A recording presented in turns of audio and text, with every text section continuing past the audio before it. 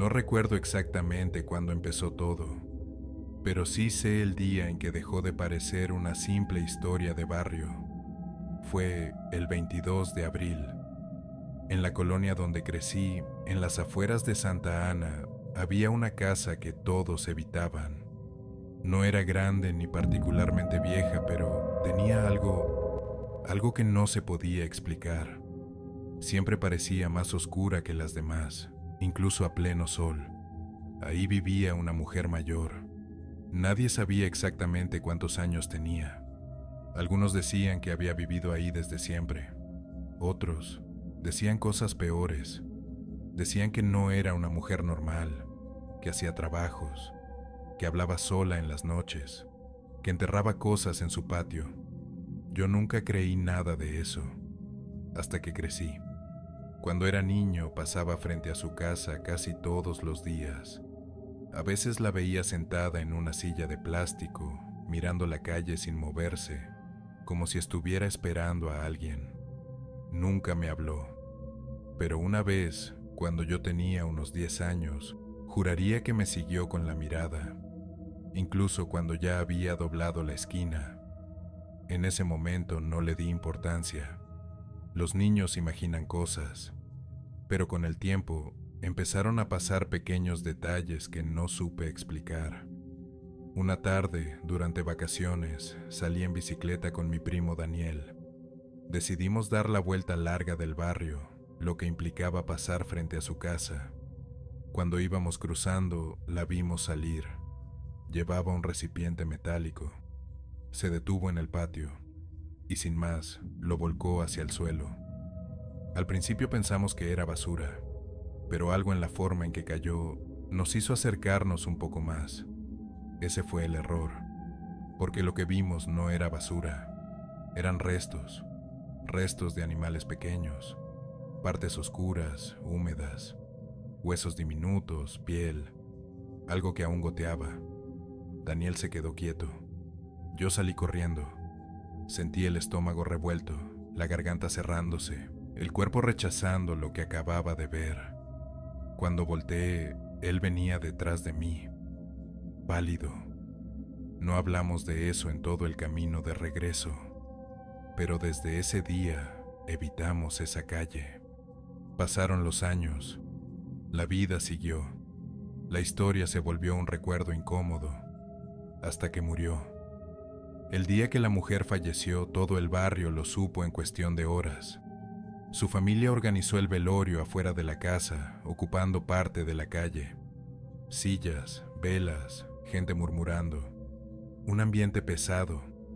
Mi madre estaba molesta porque habían pedido mover el carro, pero no teníamos las llaves. Hubo discusión, y en medio de todo, ella dijo algo que todavía me pesa recordar. Ni muerta deja de molestar esa vieja. Sentí un escalofrío inmediato. Le dije que no hablara así, que había cosas con las que no se jugaba, pero solo se rió. 5 minutos después, la luz se fue, pero no como en un apagón normal. No hubo parpadeo, no hubo aviso. Simplemente todo se apagó. La televisión, el ventilador, las lámparas, silencio. Un silencio profundo. Demasiado profundo. Se fue la luz, dijo mi mamá desde la cocina. Pero algo no estaba bien. Miré mi celular, estaba cargando. La batería seguía subiendo, eso no tenía sentido. Fui a la ventana. Las casas vecinas estaban iluminadas, la calle también. Solo nuestra casa estaba en oscuridad. Sentí frío, no un frío normal, un frío que parecía venir de adentro. Decidí ir al interruptor general. El pasillo estaba más oscuro de lo normal, más largo.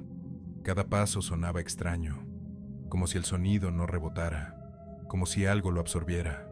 Y entonces lo vi. Al fondo de la sala había algo, no una figura clara, no una persona. Era una ausencia de luz, una sombra más negra que la oscuridad, de pie, esperando. ¿Quién está ahí?, pregunté. Nada. La cosa se inclinó, como alguien que intenta ver mejor. El aire se volvió pesado. Me dio la impresión de que me estaba observando. Di un paso atrás, y eso, Se deslizó hacia mí. No caminó, no hizo ruido, solo se acercó. Corrí, no pensé, no dudé, solo corrí. Cerré la puerta del cuarto de mi madre y justo en ese instante, la luz volvió. Todo regresó de golpe. El ruido, la televisión, el ventilador, como si nada hubiera pasado.